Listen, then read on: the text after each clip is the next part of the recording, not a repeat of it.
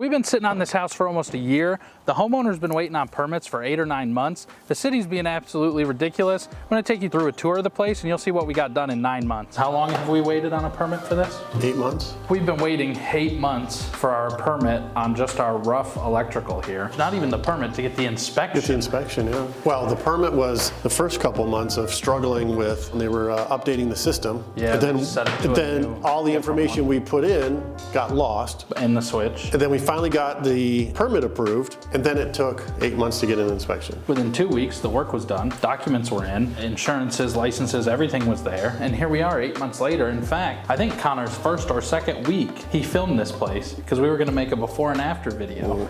Obviously, you can't seal up the walls, do the drywall, do any of the finish. I mean, without the rough electrical being approved, we can't really move forward at all. We're a professional building company. Like, we're not even like a homeowner just trying to pull a permit or something. And we can't even get permits done. So when you talk about housing crisis and housing shortage and all that other stuff, and this is how far we've been able to get in 8 or 9 months because the city just won't come look at the thing. I mean, what can you do with that? It's been so long, I don't even remember what the footprint was. Is this a 3-1? I mean, we know it's always been a 2-bedroom. They wanted to convert the upstairs. This bedroom was always here, this bedroom was always here. We took this space because there wasn't a window. Well, because this bedroom was here illegally. Yes, so they couldn't use this because there was no window. So technically it was a 1-bedroom house. Yeah. So now we've changed it to 3 because we had to convert the garage. We wanted to convert the upstairs. That wasn't gonna work. The city said no. Yeah, nothing's easy because it's a block. And there's been 1, 2, 3 add-ons to this house. So it probably originally was it was a 2-bedroom because this would have been the front of the house. So this would have been fine as a 2-bedroom to begin with, but because they added that,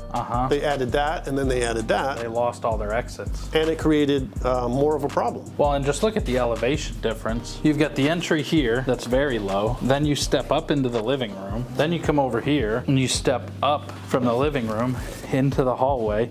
Then, even though this is only like a 1/2 inch, it's still another level change. You look in the bathroom here, which I believe is the only full bath here. Even if that's only an inch or 2, that's still a level change. Then you come out here, which this used to be where the house ended before that addition, and now the house does not end here. Then you come out here, which is now not exterior, it's like half interior, half exterior, and you got 1, 2, 3 level changes again.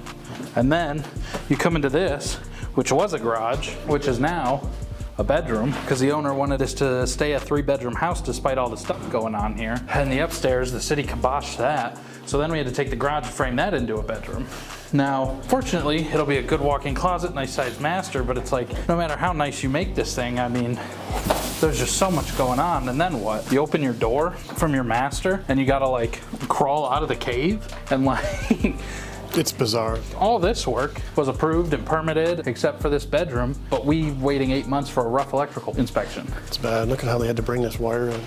And this is gonna be a nightmare to finish nicely. Look how much higher I am than the master bedroom. My head is above the top of the door for the master bedroom. And look at the difference between where my head and Frank's head is. And he's not even in it. If he goes in it, there's probably another step down. Oh, it'd go down even further. Yeah, look at that. It's a crazy house. Look at that. But then that's attached to nothing. The stairs have got to come out, which is fine. Look at this. That just came out. Okay, we can fix that. But then look over here. Look at. Jeez. The wall doesn't touch the wall. Do we need this little closet? Yeah, that's for the other bedroom. I mean, I would have put it over in this corner or something and taken it from here, or back here. There's a ton of electrics in it now, look at it. Yeah, we're not moving it now. I mean, I would have probably put it right there in the corner, or you end up putting a hutch here or something, and then that's your dining room. I don't know. I would do a bench seat and put your table right here with a bench here, then it kind of makes it seem on purpose. Such an awkward floor plan. And then if you ever want to get in the attic, you gotta move the out of the way. Well, that's because it's been added on to 3, 4, 5 times. Well, not to mention you're gonna have drywall. Then you've got this weird old siding. Then you've got block. Then you've got block that was like, I don't even know what this is. We didn't do the roof. Some other company who did the roof completely jacked the roof up, but if the building inspector throws a fit over that, it's still gonna be a problem we have to deal with, even though we didn't touch it. So, the roof looks like shit. But on top of that, all this siding, I mean, when you have a house sit basically abandoned for like a year, not for lack of effort, but because of the lack of the city to have any kind of movement. I mean, look at the siding. It's just falling apart. It's nothing crazy, but wind, storms, hail. When there's nobody watching the house, and I assume the management company or somebody probably has someone cutting the grass so they don't get a ticket, but I mean, this is just the kind of stuff that happens, Like, The house is just sitting here decaying. Random hole punched in it. The city's gonna want that fixed. Well, with branches falling on stuff and there's trees in the yard. Stuff comes down, right? And when nobody here to maintain it or watch it, it all just goes to shit. At some point, it looks like the city was out here and ran a new gas line. So the city can make sure that they're getting paid enough and make sure that they're making money running their gas lines and doing all their stuff. But when we want to get a permit, it's impossible. Somebody signed off on all this and they didn't do it over the winter. So this got done in the last couple weeks. Is that a window? Is that what? A window? Sure looks like it. It's probably a crawl though. Yeah. Is it just a crawl? Just a window, yeah. Oh, wow. Not even sure what's in there. Don't want to know. If you look behind Frank there, that's all just trash. All debris and wrap and everything else left from the roofers. And they smeared tar all over the place. Who knows why. If you go on the other side, they got 2 square worth of shingle. 1, 2, 3, 4, 5, 6, 7, 8 bundles at 40 bucks a piece. Yeah. 300-400 bucks just sitting there. The homeowner definitely paid for it, which is fine. You want to calculate a little overage, but then the builder just left it. He didn't take it to another job.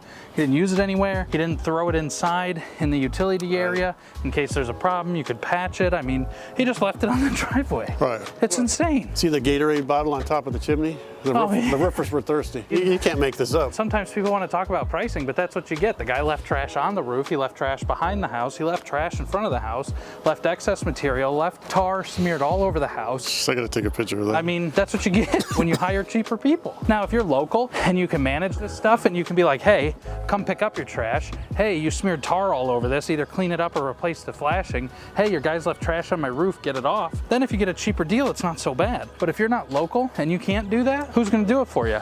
It's a mess of a house in a mess of a city with a mess of a permitting process. I would never live here. I would never buy here. I would never invest here. Dealing with the process of building in it or trying to invest in it, it's difficult at best. And if you're going to be an owner occupant and just buy a done house that's gone through all the process and everything else, it's a cheaper area. Cost of living is relatively low, but that's not enough to make me want to move here. I couldn't deal with it, especially not in investment and flipping and construction. I mean, there's no way. Actually makes Detroit seem easy. Yeah. Shout out to the ladies down at the Detroit permit office who watch us on YouTube. Yeah, no. Thank you for approving our permits. Really nice people down there. Unlike this city. For those people who might watch this video and say, why didn't you go down there? Did it? Why didn't you call? A dozen times. You just constantly get the runaround. I don't understand where the sense of urgency is or lack of or why. They just don't care. This is the longest project I've ever been on. Think about the owner, the guy who bought this and is trying to flip this. Poor guy. He thought he had a nice little bungalow and it turned into a nightmare. Nothing's impossible to fix, but it's easier to do when the city plays ball. So when it comes to flipping houses, I avoid this city. I used to like it. I used to recommend it to a lot of people. We used to do a lot here. We don't hardly touch it anymore unless the juice is really worth the squeeze. So if you want to watch another video that YouTube thinks you should watch, click right here.